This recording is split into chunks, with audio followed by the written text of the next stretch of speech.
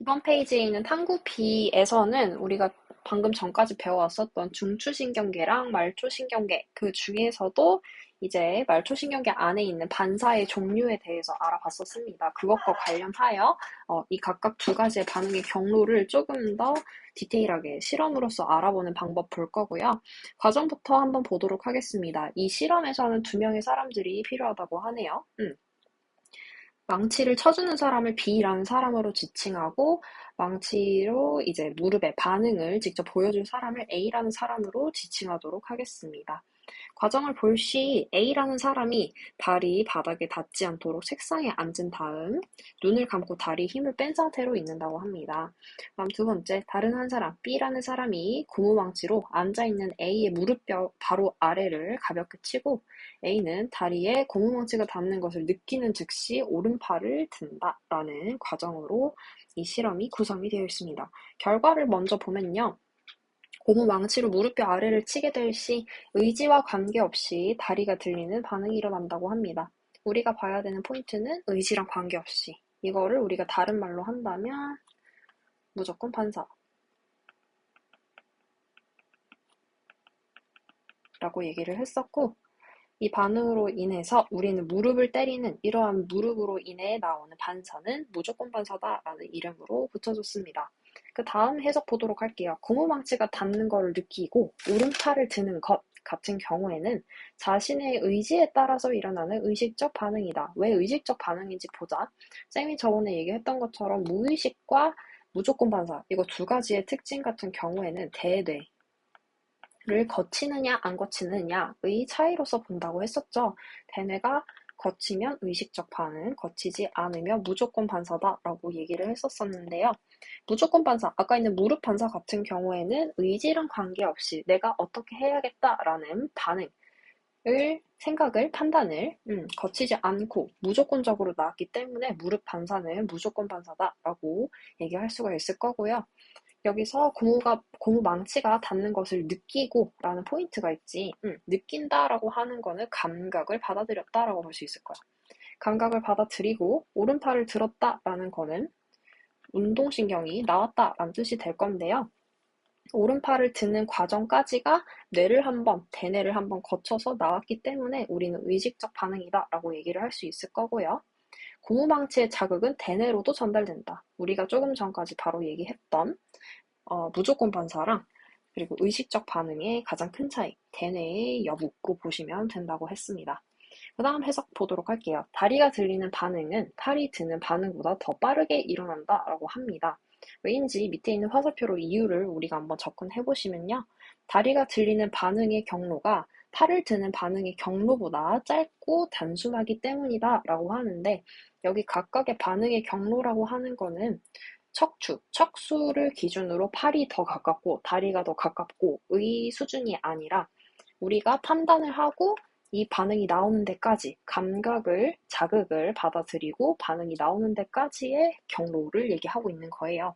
그래서 각각 두 가지 케이스로 밑에 표를 만들어 놨네. 하나씩 보시면 다리가 들리는 반응의 경우, 우리 이건 아까 무의식, 무조건 반사라고 얘기를 했었고, 팔을 드는 반응의 경로는 의식적이라고 이름을 붙여줬습니다. 그러면은 무조건 반사 같은 경우에는 직접적으로 나오니까 더 빨리 나왔다라고 볼 수 있겠지. 그래서 우리가 체크를 해줄 때는요, 자극을 수용하고 감각신경, 척수, 운동신경을 거치고 바로 반응하는, 운동하는 그런 기관으로 전달이 되는 거 볼 수가 있을 텐데요. 여기서 우리가 하나 알아야 되는 거는 대뇌가 없다라는 것. 그리고 척수 같은 경우에는 감각신경과 운동신경을 연결시켜주는 연합뉴런이 존재하는 중추신경계 정도로만 보시면 되겠습니다. 그래서 우리는 말초, 중추, 말초는 무조건 거친다는 거 봐주시면 될 거고요. 그 밑에 있는 의식적인 반응 같은 경우에도 자극은 수용을 해야겠지. 자극을 수용하고 우리가 반응하는, 운동하는 그런 기관이 있어야 될 거야. 근데 그 사이에 있는 루트를 한번 보자는 거지. 괄호치는 파트 다시 한번 보면요. 감각신경, 척수, 대뇌, 척수, 운동신경이래. 여기서 반복되는 부분이 있을 거야. 어디? 척수, 대뇌, 척수. 척수가 대뇌를 거치고 다시 척수로 왔어. 여기서 쌤이 방금 밑줄 친 이 부분들은 중추신경계야. 중추신경계에서 척수만 거치지 않고 대뇌를 거쳤음. 그러면 우리는 이거를 의식적인 반응이다 라고 얘기를 하는 포인트가 된다고 했었죠. 그래서 어떠한 반응인지 모르는 상태에서 대뇌라는 친구가 반응의 경로상에 존재한다. 그러면 이거는 무조건 의식적인 반응이구나 라는 포인트로서 잡아주시면 되겠습니다. 가장 중요한 거는 우리가 지금 하고 있는 이 모든 실험들은 자극을 받아들여서 반응을 하는 과정이기 때문에 자극을 받아들이려면은 감지, 감각을 수용해야 될 거고요. 반응을 한다는 거는 운동, 이것에 대한 리액션을 보여야 된다는 소리야. 그래서 감각기관과 운동기관, 감각기관과 반응기관을 두 가지를 꼭 맨 앞과 맨 뒤에 배치를 해주셔야 된다는 거 알면 되겠습니다.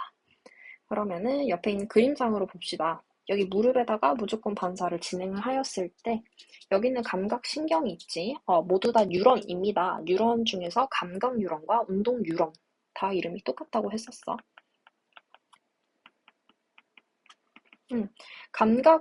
감각신경으로서 우리가 감각을 받아들이고 얘네가 바로 그냥 여기 척수겠지? 척수상에 존재하는 연합 뉴런을 거쳐서 이렇게 운동을 하여라, 움직여라 라는 친구로 바로 나왔다는 거를 볼 수가 있겠습니다. 그 다음 여기 밑에 있는 이렇게도 실험해요 파트 한 번만 보도록 할 건데요. 교과서 따라 다르겠지만 미래행 같은 경우에는 여러 가지 케이스들을 만들어 놨다고 해. 첫 번째는 뜨거운 냄비에 손이 닿자 급히 손 뗀 거. 두 번째는 어두운 방에서 손을 더듬어 전등 스위치 누른 거. 다 같은 경우는 골대를 향해 날아오는 공을 보는 골키퍼가 공을 막아낸 것. 그리고 라 같은 경우는 영화의 한 장면을 보고 눈을 찡그린 것. 여기 같은 경우에는 각각 보시면요. 뜨거운 냄비래. 전부 감각이긴 하겠지. 감각을 우리가 받아들였어. 근데 너무 뜨거워. 그러니까 이거를 바로 나도 모르게 떼버린 거야. 급히 손을 뗐다는 게 포인트가 되겠죠. 그래서 바로 손을 뗀 행위가 나왔기 때문에 우리 무조건 반사라는 거 알 수 있을 거고요. 나 같은 경우는 손을 더듬었다. 즉 무슨 소리야? 계속해서 감각과 관련된 데이터, 정보들을 얻어가면서 생각을 했다는 거지. 여기쯤이면 스위치일까? 아니면 조금 더 가야 될까? 이런 거를 판단을 충분히 한 후에 전등 스위치에 도달한 그러한 운동이 일어난 거기 때문에 얘네는 의식적 반응이구나 라는 걸 알 수 있겠습니다.